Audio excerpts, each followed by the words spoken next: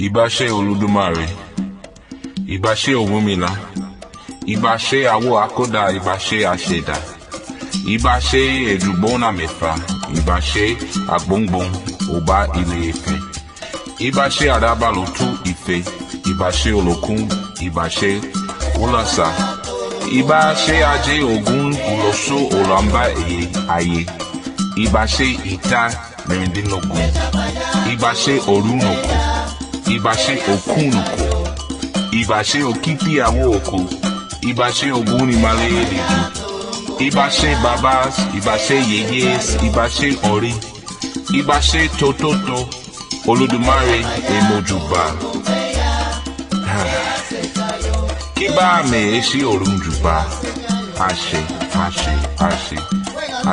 But the true essence of magical or occult phenomenon is the creation of an ego, the creation of an identity, but an identity that will hold and maintain through lifetimes. The all in all is a spiritual and unseen subcontext that lies beneath all of reality.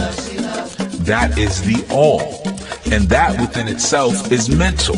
The greatest thing you can do in this moment is to be aware that these events are happening and to start digging into your creative mind as to where you can begin to assist. So these are not theories and thoughts and ideas that have been developed within me overnight, nor are they theories, thoughts, and ideas that have been developed inside of a vacuum. But they've been tried and built the real current out of the desert of the mind. Because your mind can only perceive what is real, but you have yet to actually fully. So if the universe is mental, then can the universe learn something? Certainly.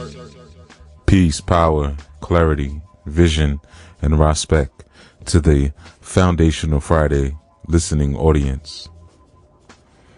This is me, Yuya Assaan-ANU, bringing to you this experience on the Enlightenment and Transformation channel. And this session, we're going to be dealing with the idea of conscious children, or God's children, or God children. And I previously, for those of you who are consistent listeners, you might remember I did a show by the name of Indigo Children, or the Indigo Child. And in that, I really kind of just discussed a bit the ideology and the origins of the concept of the indigo child, where it came from and the thought behind it, and really some of the markers of an indigo child, or a child with an indigo aura. In this session, I maybe almost have to call it a part 2 to that particular show, though it was some time ago. But in this session, what I'm going to be dealing with is really the parent's role in raising and rearing an indigo child, or raising and rearing a conscious child, a child who does and can claim higher awareness and really has templated functions in their life that allow them to tap into their higher awareness at will, which becomes so important for children who come through with those gifts, because most often they know they are different, and they know they feel and see the difference between themselves and their peers, and they don't really have a whole lot of tools to pull on to really ground themselves to their own reality, to ground themselves to their own knowing. And of course, this is a show where I'm highlighting the work that needs to be done with and for children, but the things that I'm speaking about obviously can also apply to adults. In reality, we are all children and expressions of the Almighty. We have to be able to see our children as expressions of consciousness. They are just different streams of cognition. So if we can see our children as expressions of consciousness before we can see them as expressions of our own self and evidence of our own genetic markers, then we will treat them a little better. Now, certainly this applies to everyone on the planet. Everyone on the planet is an expression of consciousness, whether it be higher consciousness or lower consciousness, or good or bad, if you want to use those terms, but they are all expressions of the same pool of consciousness, the brackish waters of consciousness, as well as the sweet waters of consciousness, as well as the distant and aloof and transformative salt waters of consciousness, and so forth and so on.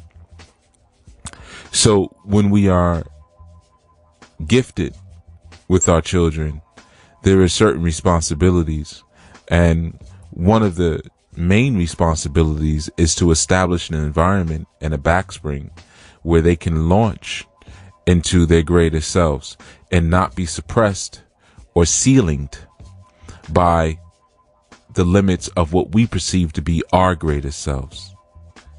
And certainly, as I've spoken about so many times, this really cannot happen properly without the complement of a male and female household, or more specifically, a man and woman based household.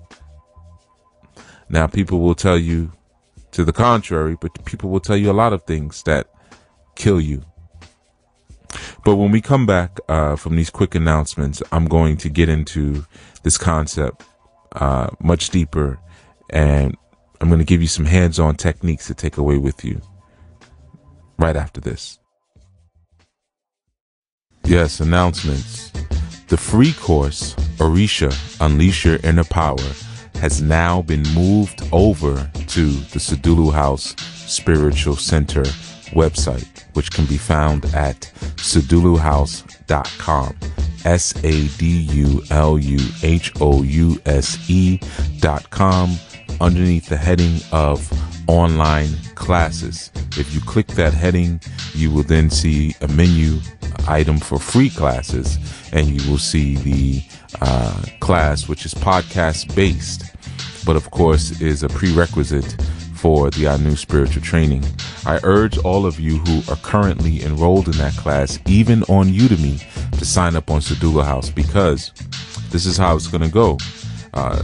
We will be officially launching ANU spiritual training completely hosted on saduluhouse.com starting November 1st.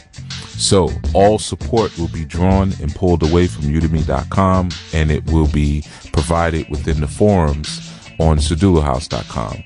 So for those of you who are still active in the course and still would like support throughout your coursework, I strongly advise you to sign up over on saduluhouse.com.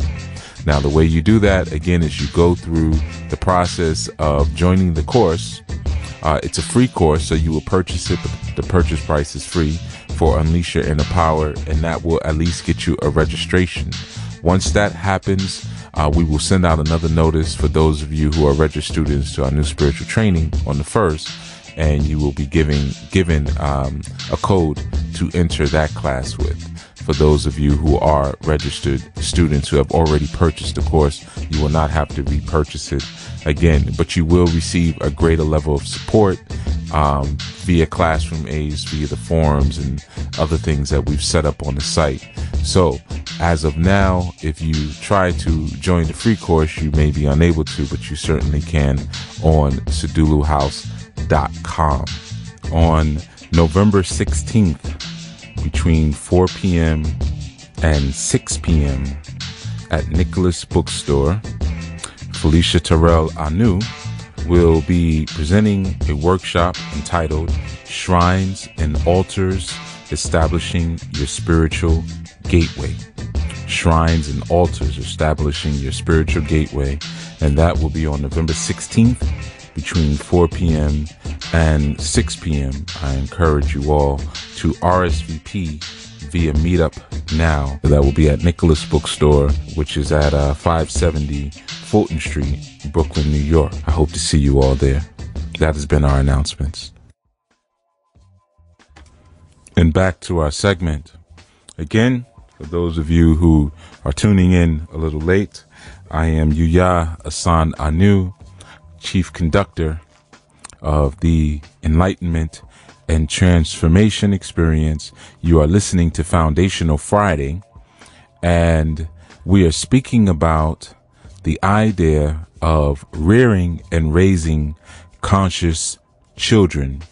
Now, I'm using the word conscious just because it provides a very easy reference for a general community.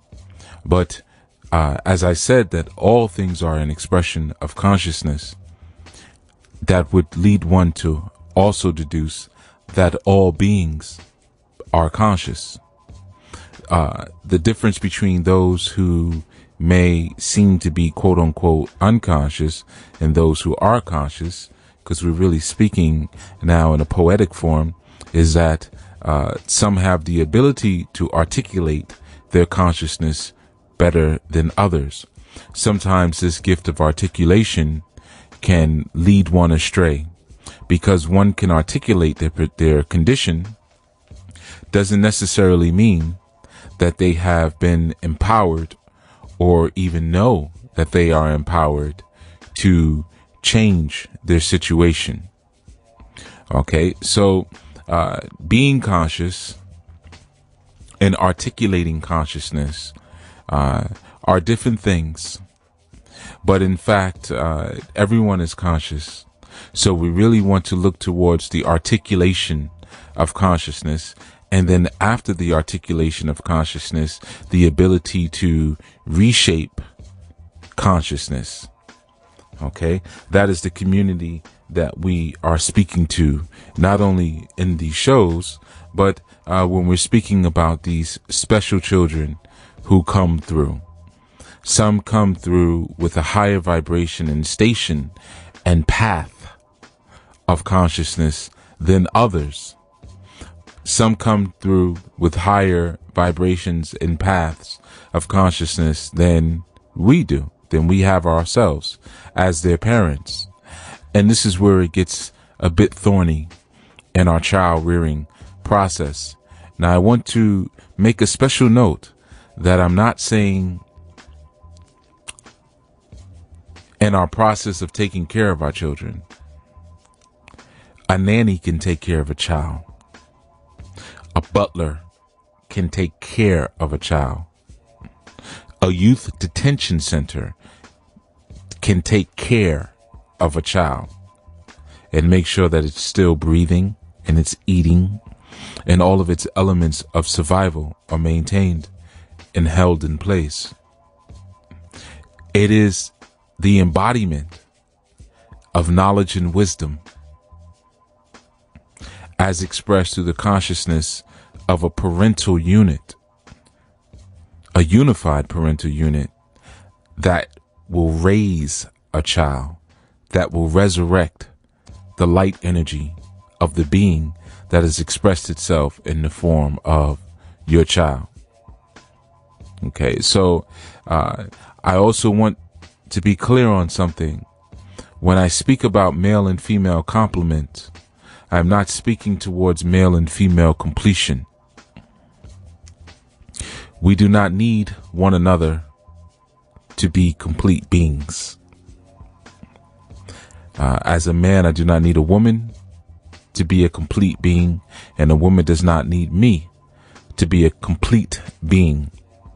But in fact, we are here to complement one another, and through our complementary activities, we are able to give rise or resurrect the deity consciousness through our children. This is the resurrection of Osir, the green skin archetype, or the Lord of the perfect black. Okay, so I know we speak about indigo children, but we really should be speaking about the green children. The green children is the resurrection of the fallen elders, also what you may call the Ali An or the Eli An.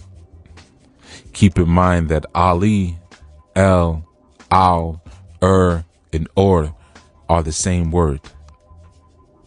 So when the aliens come back, the green skin archetypes, we call those the special children.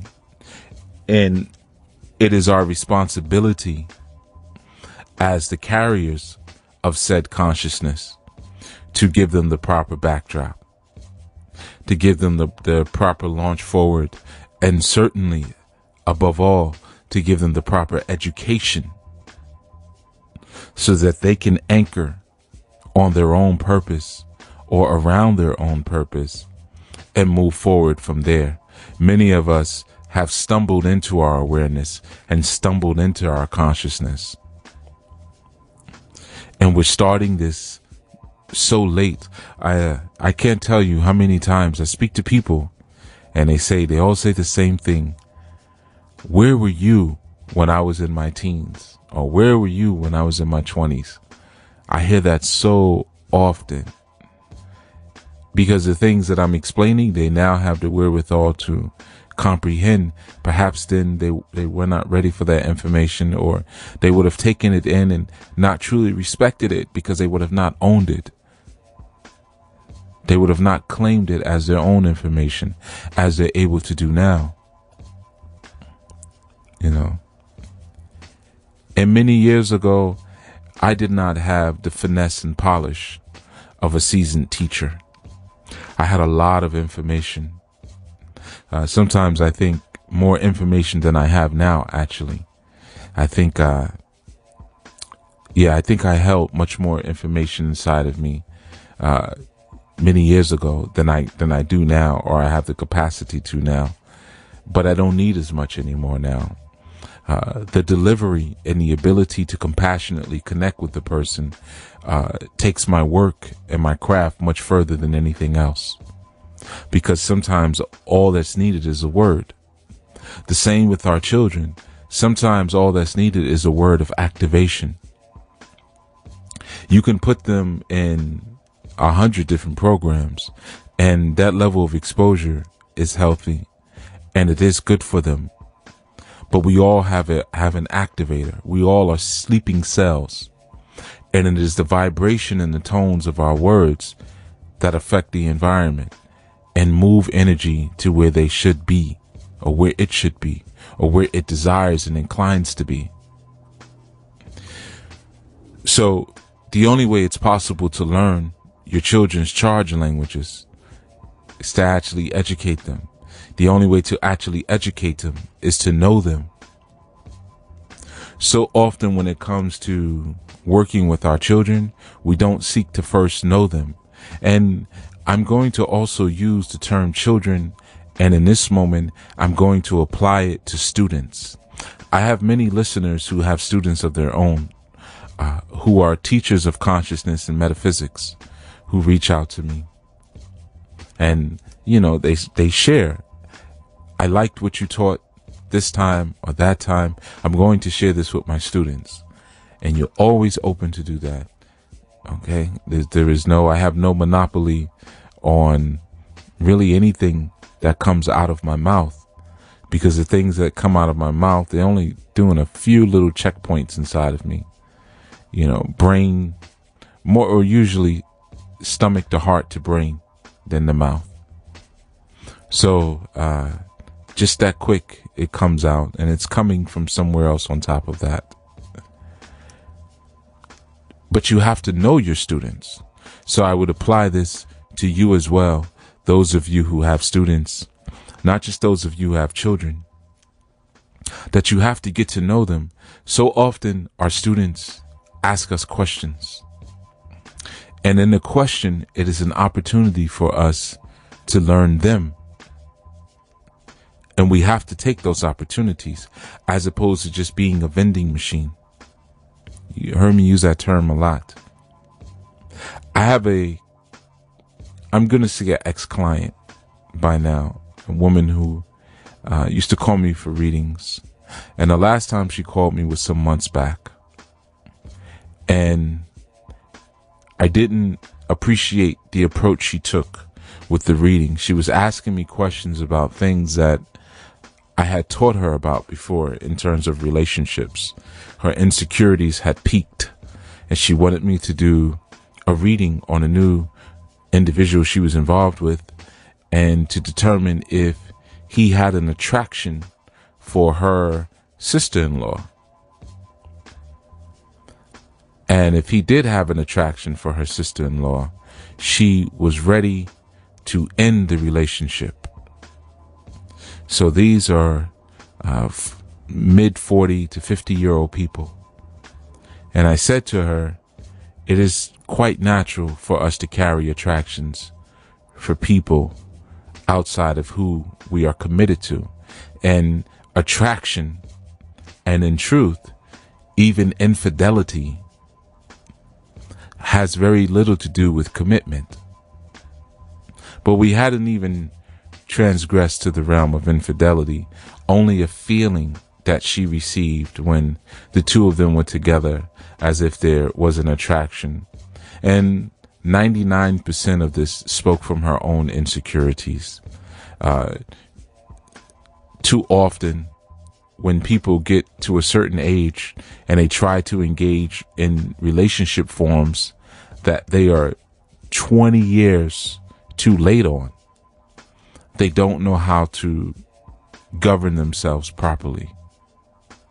See, these are things that you are supposed to go through when you're in your teens and your early 20s. But trying to be 45 or 50 years old and have a boyfriend or a girlfriend does not work.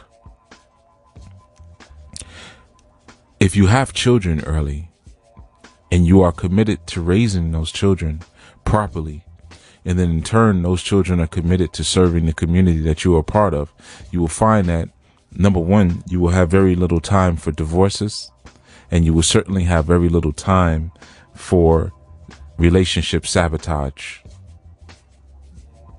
antics.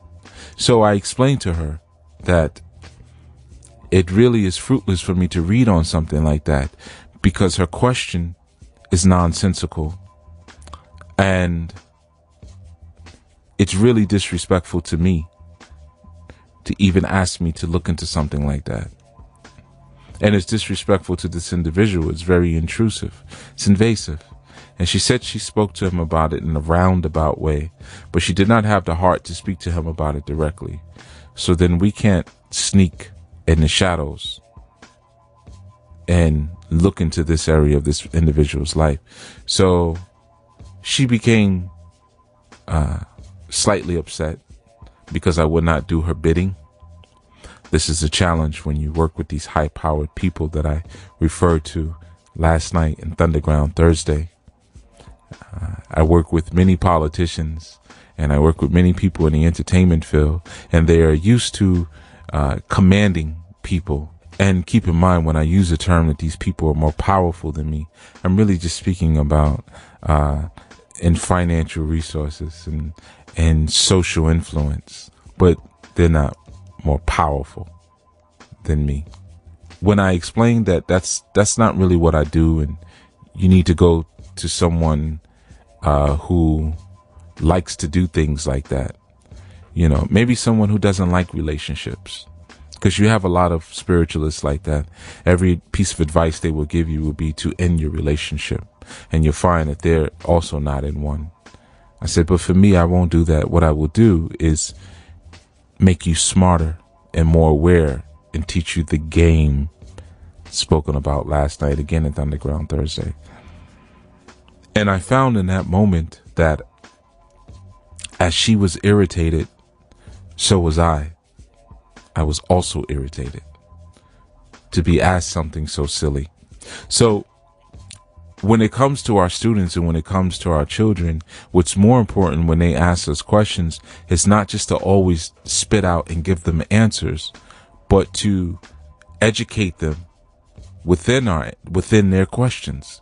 Sometimes the questions are not intelligent ones, and we need to get to know them, which is more important. And we can do that through intelligent counter questioning so that we can properly love them and educate them. And right after this break, we're going to get into more, and we're going to tap into some techniques as well. And power of entering the course of a woman.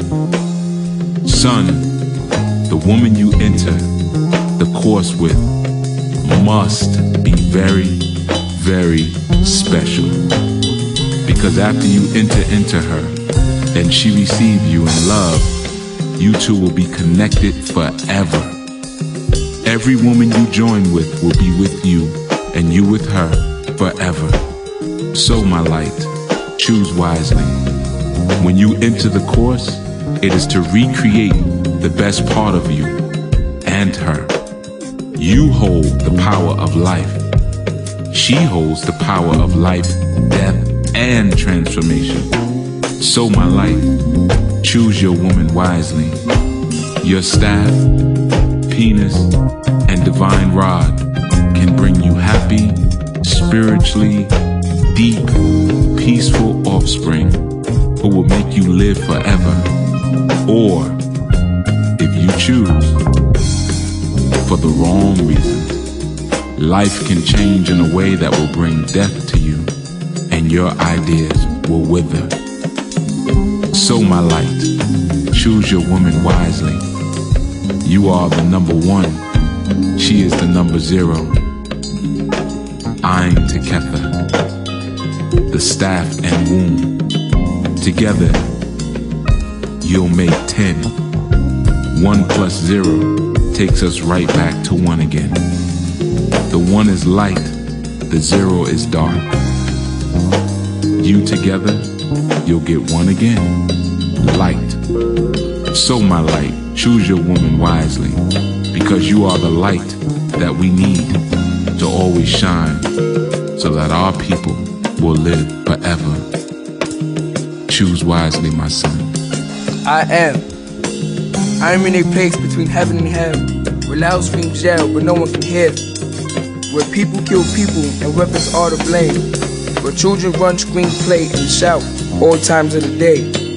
I am in a place where drugs are sold and taken for fixing, where animals are leashed, loved, and beaten, where police accusers protect and assault innocent bystanders, a place where education is taught and taken away, a place where people say you are free but can't cross a certain part of the street, where poor people roam, eat, and sleep on the street. I am in a place where history has been made and broken. I am in a place that is controlled and maintained by social class, and I am not glad. I am ashamed of this place that's supposed to be for everyone's race. I am in a place that's a disgrace. Like I said before, you have to get to know them, right? And we are, of course, returning with this segment on rearing and raising conscious children on Foundational Friday. I'm Yuya Assaan-ANU, also known as Chief Yuya. And this is a crucial subject. During that break, you heard 2 things. One, a snippet from a song that I did about 2 years ago for the Mothers Rising Sons project, the Unfinished project. And that particular song was called Entering the Course. And you also heard a piece of thought delivered to you by one of my former students, young brother by the name of KJ. I won't say his full name, but we all called him KJ anyway. And when I met him, he had some serious rage issues, serious. And being also a member of the Bloods Brotherhood, he found plenty opportunity through that experience of gangbanging to express that rage. So there were a lot of people who had issues approaching him out of fear. And he and I developed a very special relationship as Jegna and as young warrior, eventually within that school that we were in together, where I was running several programs, and I also established a warrior society there, he was able to get a lot of good healing in. And that clip, I believe he was probably in 9th grade around then, so he was 14, 15 years old. And we're going back over 10 years, so this was maybe 2003. So a lot of time has passed since then, and he's found himself in even more rugged situations, but he's got his foundational gems. And in order to give those to him, I had to get to know him, which was very difficult, because you'll find that most young people really do not want to maintain a relationship with an adult. Understandably so. So, I mean, most of us were the same way when we were younger. And especially when you're dealing with situations, if you're a man and you're dealing with young men or even young women whose father is not present in their lives, a lot of times they will take out the resentment on you, or you and your voice is so foreign to them that they do not really know how to react or respond to that voicing. You know, it was interesting. I remember one day, years later, reminiscing with the students, and they all were speaking about how at some point I guess, well, I used to call it an old-fashioned, you know, like sometimes, especially in that region of the South Bronx, it used to get pretty rough over there. I mean, we had teachers getting beat up, and even one teacher got attacked by the police officers for saving another child from being jumped by a group of gang members, and police came and threw the teacher on a car and locked him up, you know. So it was a very physical experience if you were one who was going to be with those children and engage with them. And the children all had, I'm calling them children, I mean, most of them now have children of their own now, and you know, but I remember they were all my little brothers. That's how I remember them, my little brothers. And they all have these stories how at some point I gave all of them old fashions. I don't remember, really. And an old fashioned was just the way we used to do things, especially when you have to deal with young, rambunctious males. And when you're in those environments, there's not a whole lot of talking you can do, because it always comes down to, you know, a urinating contest at the end of the day in certain environments. And you have to have the heart and hopefully the physicality to be able to survive those situations. So I remember one day they were joking, and they were reminding me, oh, I remember you did this, and I remember, you know, kicked me in the chest one day, and this one you did that, and, you know, another one said I put him to sleep. I don't remember doing that. I choked him out or something. And then KJ said, and you choked me. You choked me out, and I was on the ground. I don't remember this ever happening. But then he reminded me there was a time when some of the students were having problems with the surrounding gangs and the block surrounding the school building. And I used to go out, and I would go into those neighborhoods and find out who the chief of the blocks were, and speak about trying to establish a hands-off zone so that our students could get in and out of the school. And at that time, there was a student, well, actually, he wasn't even a student in my school, but he was very interested in the culture, a young Latino brother. And he was a member of the Crips Brotherhood at that time.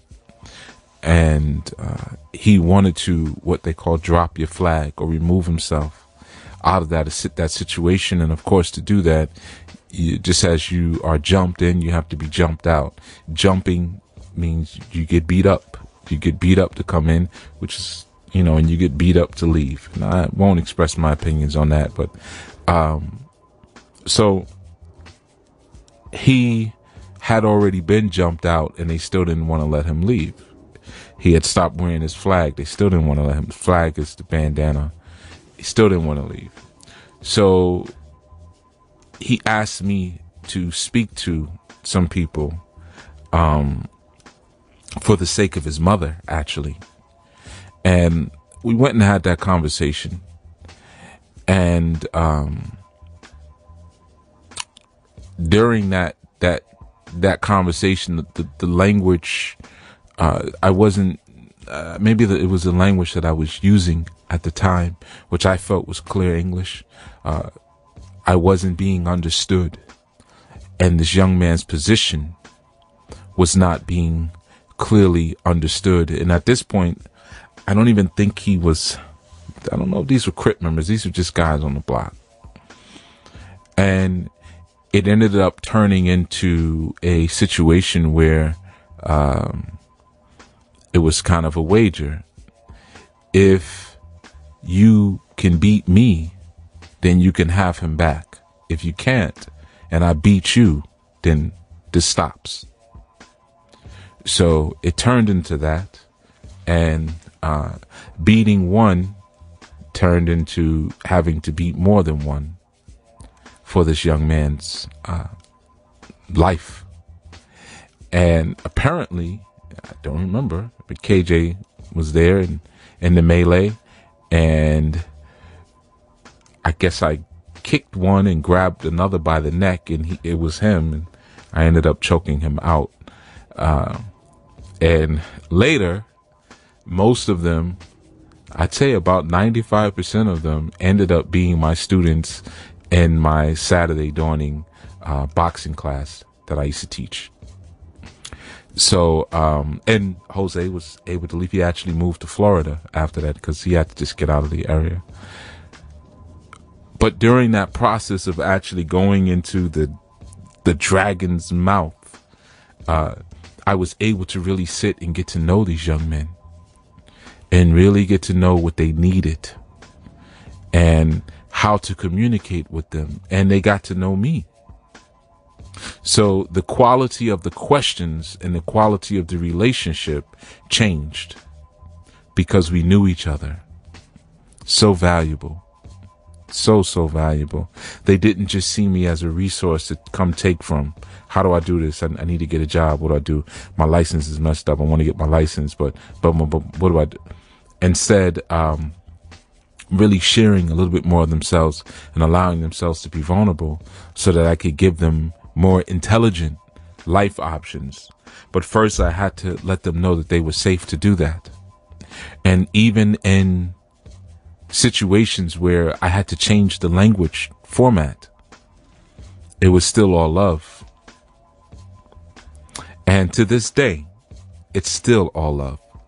These young men, with those who are still here, some have since been in and out of the jail. Some are still in jail, and some are out living productive lives. And I've gotten to meet their children and their wives and so forth and so on, because we've gotten to know each other. And I know this may seem like a very gruesome way to explain the raising and the rearing of a conscious child, but just remember who's speaking. Okay?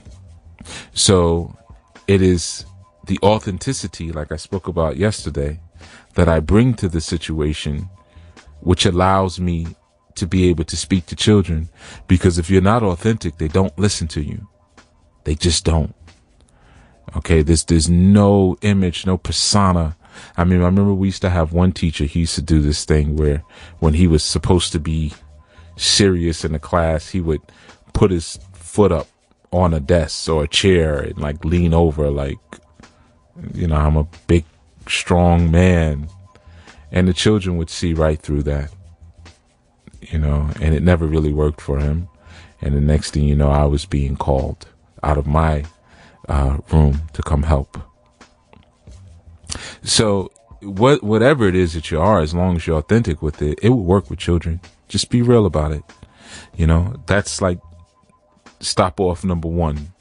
So even as the youth was saying, you were doing this and you were doing that, and you're a teacher, you're not supposed to be, beating up students and dragging them into the bathroom and, closing the door like, okay, what do you want to do?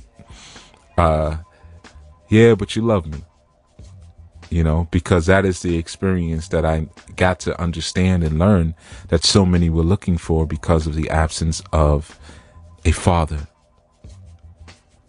Okay. An absence of a father. So, when we're dealing with the rearing and the raising of the conscious child, there's a couple things that we have to keep in mind.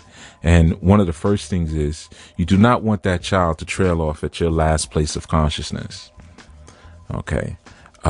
Or really be limited by your last place of consciousness. This is the danger of teaching a child a religion. This is the inherent danger of a religion, because it creates a ceiling of awareness. Even exposing your child to books without proper explanation and screening of said information, it creates a ceiling, because the ceiling for many of us becomes our library. I have a book on this, I have a book on that, I have a book on that. Or if we even want to explain how intelligent we are to a person, instead of speaking, we'll bring them home and show them our library. When all that should really do is help you to articulate your ever-growing consciousness, to put it into words for teaching experiences or for the purposes of recreating said experiences, but not necessarily defining those experiences. I can define the color red, but I define the color red based on my reaction to the color red. But in truth, I really don't know how one would really define a color.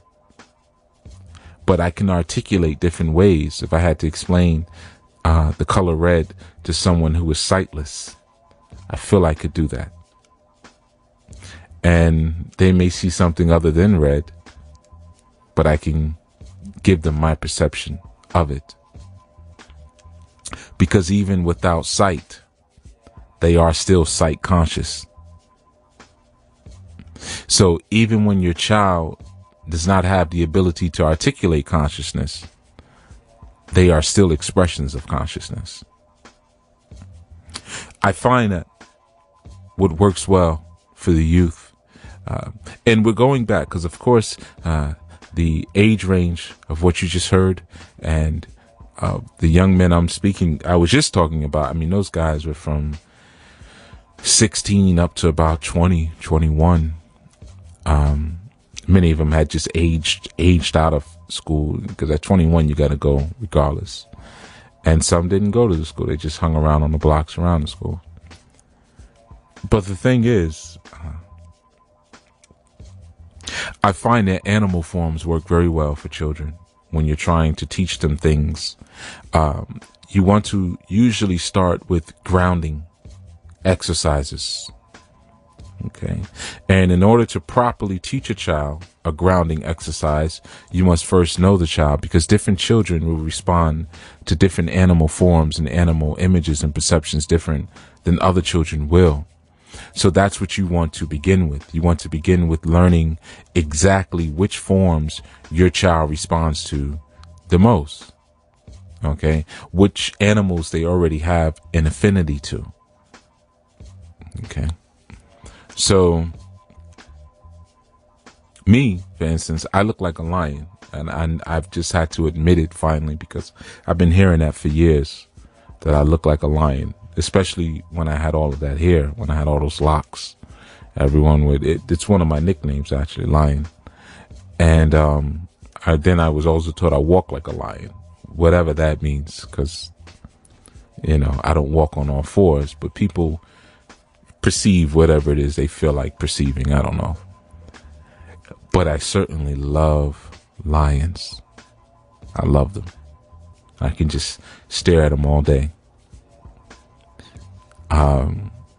So I found that as a child, that when I began to visualize myself striving and reaching towards different forms of consciousness, what always worked for me was different images of the feline family. So for instance, if you want to work with a child and teach them how to ground themselves, and grounding is again a form of rooting. If they have an affinity towards felines, what you can do is always tell them to work with the tail, right? Because the tail is also a representation of the root chakra. And what you want to do is tell them, okay, imagine that you're a lion, or you can tell them, imagine that you're a cheetah, because cheetahs have those really thick, humongous tails, because they use their tails as kind of a rudder when they run. That's why, because they run so fast, they would lose their balance and topple over if it wasn't for the tail kind of steering them from the back. So anyway, the tail, tell them to imagine, have them sit still and breathe. And what they want to do is to picture their tail wrapping around the center of the planet. And that's how they're pulling themselves into the planet. They want to pull themselves down, but they're wrapping and anchoring right at the center of the planet, whatever they visualize the center to be. And they're using their tail to wrap it around. You can also do the same visualization with children with trees. Okay, so you can picture like, okay, your roots are going down, you're a tree. And the roots are going down to the center of the planet and wrapping around the center. Okay, this is a form of grounding that works very well for children. You always want to, when you're dealing with grounding, always have them envision whatever they're doing, even if not just grounding, but even protection. You want to have them envision it going under their feet. Not just, okay, from the top of your head to the bottom of your feet. No, it's wrapping me in a bubble, whatever it is that I'm doing, or it's going way beneath where I currently stand. Very powerful. For release, I would always find that images of giraffes worked well. Okay, so what you can envision is the giraffe's neck as a place of transcendental activity. Because it's such a long thing. And in fact, a giraffe's tail is like one of the longest tails of any animal on the planet. We don't really think about it because it's so high up. So, you wouldn't think, okay, well, the tail is as long in relationship to the rest of its body. But giraffes' tails are really, really long. But with children, they may have trouble doing that visualization because they're going to look at the proportions of a giraffe. All right. So, but with the giraffe, when they're trying to release, like when you have a child who's stressed out, okay, who has rage, and you want to really bring them into a metaphysical understanding. And this is what we're speaking about here. You can use the image or the ideology of a giraffe. Now, certainly, even though I was speaking about teenagers before, now we're speaking about very young children. I mean, 3 years old, 4 years old, 5 years old, 2 years old. I start when they're in the womb. I think that's the best place to begin. So you can use those two because one is taking you to the ground and one is ascending you. So to think about them, they want to envision coming up from the feet of the giraffe and going through the neck and reaching high. Okay. And whatever's coming out of the neck is exploding out of the mouth. Okay. And that's a form where they can start to understand the air vibration or that air element. Obviously, the grounding helps them to understand the earth element. And it's something important that I want to share for a moment. Because I feel that it's important when we're speaking about this subject, why we should be speaking about this subject.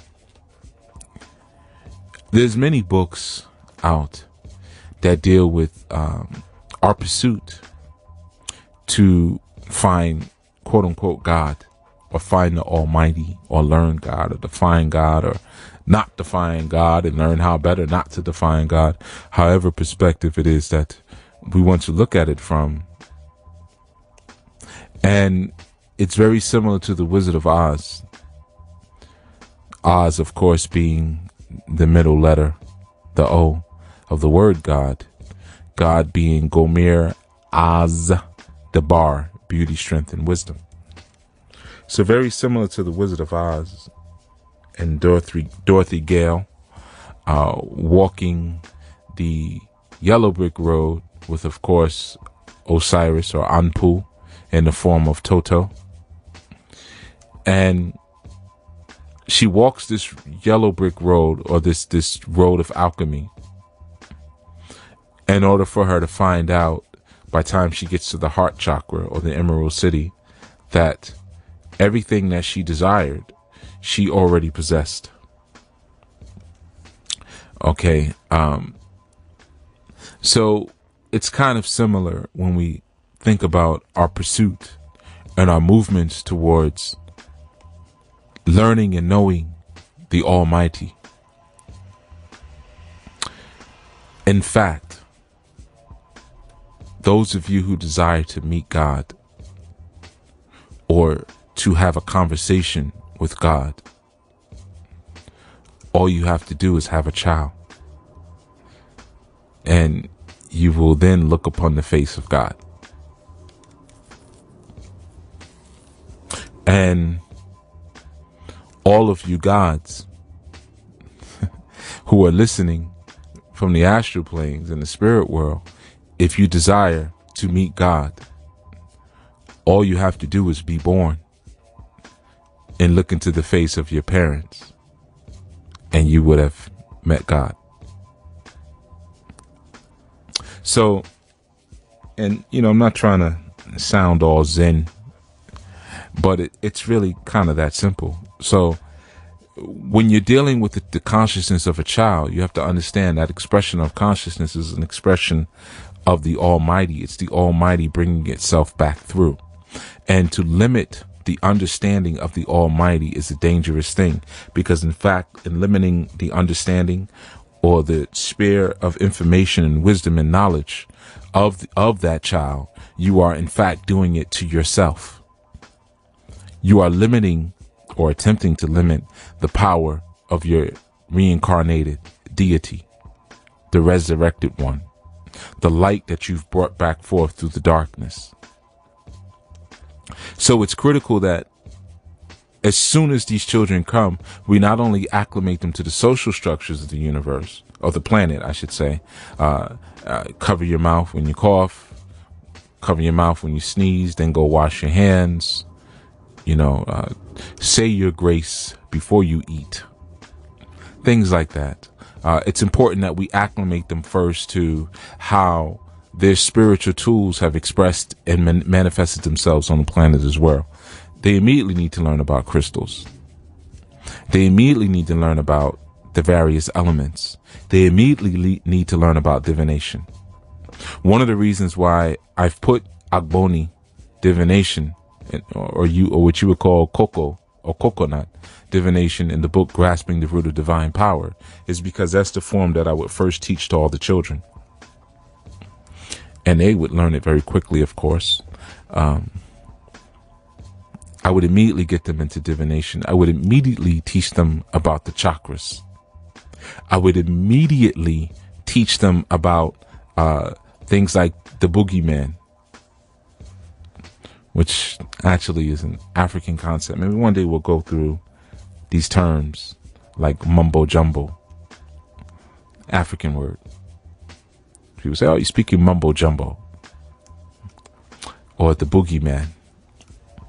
Their ability to not only see spirits and command spirits is critical in the beginning, because when spirits see them, they see a very delicious meal. And you have to empower that child, which I know sometimes we forget about. We forget to do that. I had an incident some years ago with my child. We were in a supermarket, and we were in the produce section, and I was doing the usual where, you know, when I bring children to the supermarket, I always let them pick a new fruit, you know, or a new vegetable. Usually it's fruit though, because I know they'll eat the fruit, to try out a new fruit every time we go. So while this was going on, someone had came up to my child and rubbed my child's head and said, "Oh, you're so cute." So in that moment, and let me explain, especially at this time, I've kept my hair covered, my head covered for maybe 10, 15 years now. And I typically do the same with my child. That day I didn't. And I was kind of overcome with shock, and I was paralyzed for a moment because my first reaction was to respond in an explosive way, because how dare you touch my child, and how dare you touch my child's head? And because I had a hesitation in reaction time, not knowing, should I say something? It wasn't done maliciously. On a conscious level, on a subconscious level, I know it was nothing but a power play to take some energy. But it hit me, and I said, no, the reason why I'm stuck and I'm in shock and I don't know what to say is because I'm not supposed to say anything. I'm supposed to shut up right now. This is not for me to handle. So I went to my child and I said, "No, you can't let people do that." I said, go over there and tell them that's not right. You can't do that. Don't touch my head. And that's what they did. And the person apologized. I realized in that moment that it's important as parents and those of us who are rearing children that we do empower our children to let them know that their temple is sacred. Their being is sacred. Their essence is sacred. And if you have someone in the physical attempting to do something like that, rest assured, there's already an entity trying to get into your child's life. An unseen entity. And little simple things that you can do nightly. We always did the banishing rituals in the house. And I had different mixtures I made up.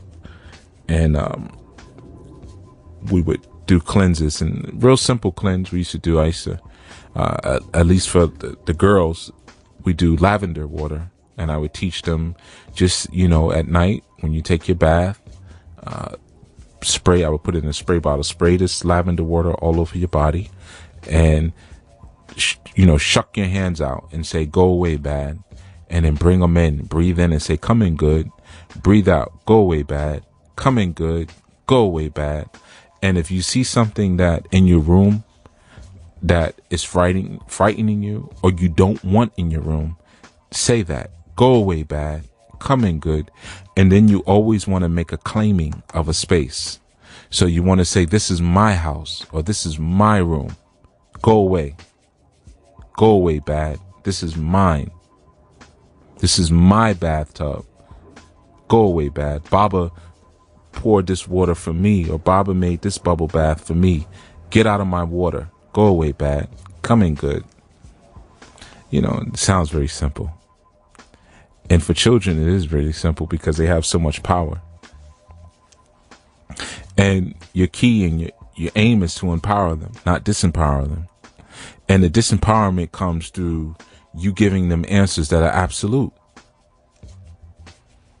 How could you give an absolute answer when your child is your next step in evolution? And in fact, they would give you better answers than you could actually give them.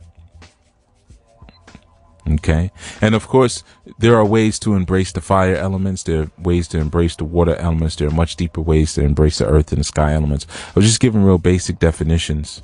And in fact, you could use the tree visualization for all of them. It depends on what your child is sensitive to. Okay. That's how you really want to work it. For me, as a young man, I was more sensitive to animals. I would, ferocious animals. More so because as a boy, young boys are more rambunctious, and we're impressed by sharks and tigers and lions and bears. Oh my. And things like that, trying to get me to visualize myself as a grapevine, and wrapping myself around.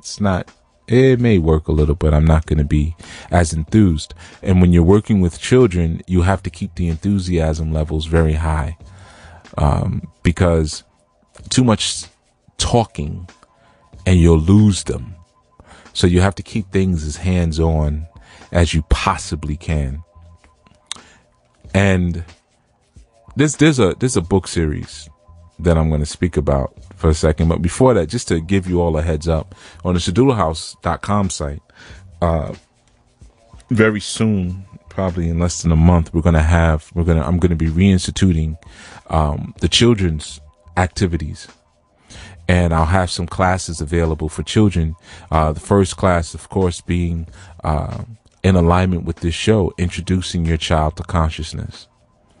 Okay, I know that's a big one for a lot of us, and mainly because many of us are living in split camp families.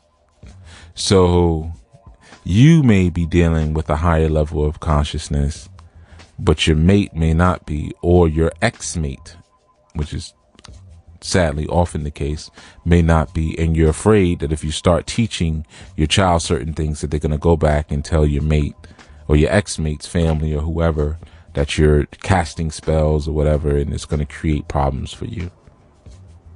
So you're afraid to share any of this information with your child, because in fact, your child becomes someone that you cannot trust. It's like sleeping with the enemy. So there are ways to introduce our children to consciousness where we don't have to put ourselves at humongous risk. I also will be doing a class soon on the SaduluHouse.com site on sharing the information and the news of your consciousness with your family. Okay, and I'm going to kind of subdivide it based on the religious perspective of said family. Obviously, I know this is again another tough one because we love our family, some of us, and we want them to perceive us a certain way. And a lot of times when it comes to our consciousness, we don't share things about it because we know as soon as they begin to disagree with what we're doing, we don't really have the wherewithal to counter their arguments because we don't know enough about our consciousness ourselves. So we just shut up, or we just hide what it is that we're doing, which of course weakens its value and really causes us to really miss the point in what our consciousness or our spiritual journey is. Because you certainly don't want a spirit to hide from you. So why would you do that to a spirit? I know you don't want a spirit to hide from you. When you call it, you want it to come and help you. But you're ashamed of it. But anyway, I won't get off into that. So there will be a class on that available. There'll be several classes coming, but those two will be some of our starters. Consciousness in children, and we'll be dealing with the deprogramming of our religious doctrine and dogma, and moving into a more conscious space and explaining that to others.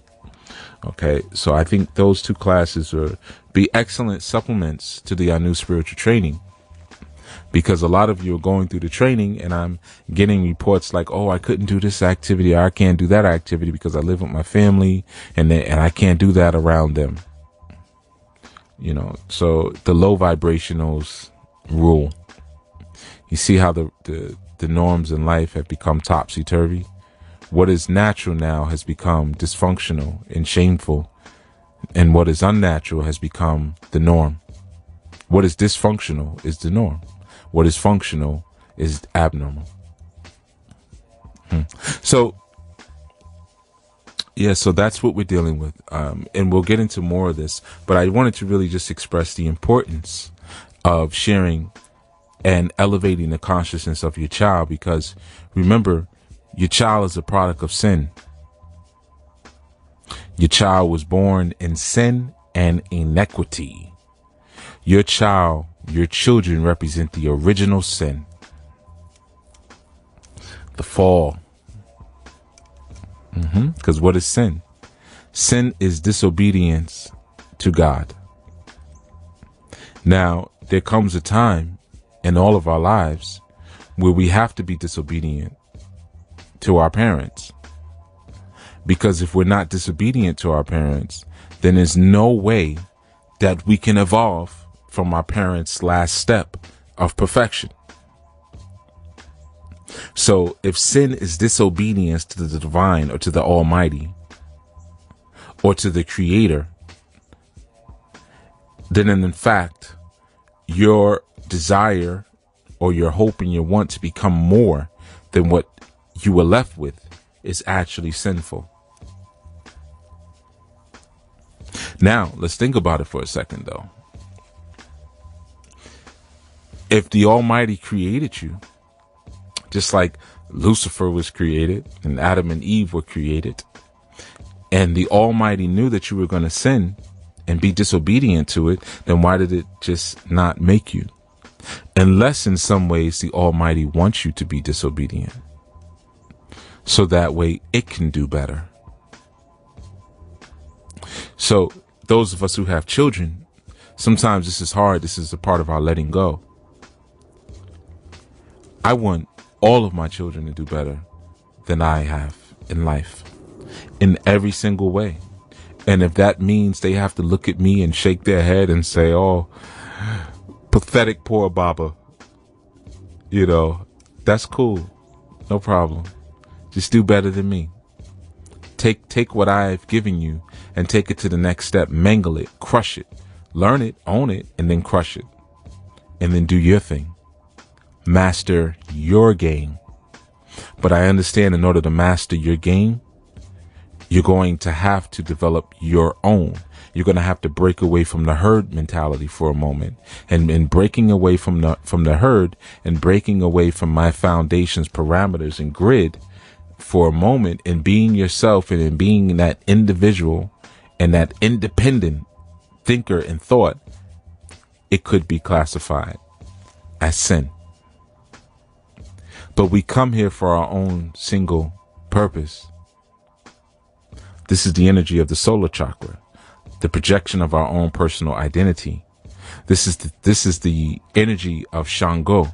This is the energy of the Christ. This is the energy of Krishna. This is the energy of Buddha. When we come to our own understanding and we find that seed and that presence of the Almighty within and without, and we define it in our own terms, we utilize it and apply it in our own terms. In that moment, we spoke about this in our show of the 1010, when our DNA comes online, our true DNA, then we can reproduce. We go back to the source and we reproduce the world in our own image. We reproduce everything that follows in our own image. This is actually a form of sin, because in order to do that, we have to break away from the perfection of God and find a little bit of corruption in order for us to get a whole lot of development and evolution. This is the sin. Okay. And this is, like I said, signified by these sun archetypes, like Apollos and the Hercules and the Heru and the Heru Kutis. This is signified by that. You think there's a coincidence that the word sun is so close to sin or singe? You really need to be calling it Sin Day, like I do. So the thing is, you have to feed your children in that sense, because you're looking at the face of the Creator, and the Creator is begging you to let it evolve. It's begging you to not cage it in through the bondage of your human thought, morality, and religions, because it knows that it's going to have to break your heart later when it says, "Listen, thank you, but I came here for my own purpose, not to live out your dream and desire for me for the rest of my life." How insane is that? How insane is that?